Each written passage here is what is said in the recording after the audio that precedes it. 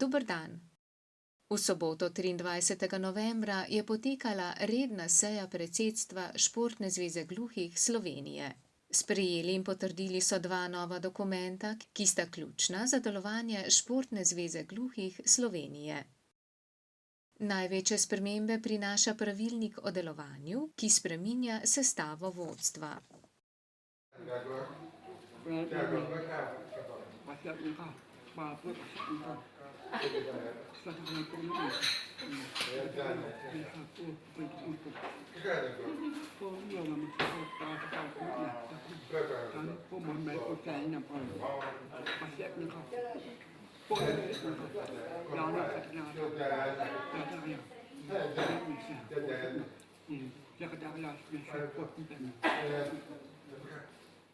V skladu s 4. točko dnevnega reda so sprejeli program dela za leto 2014.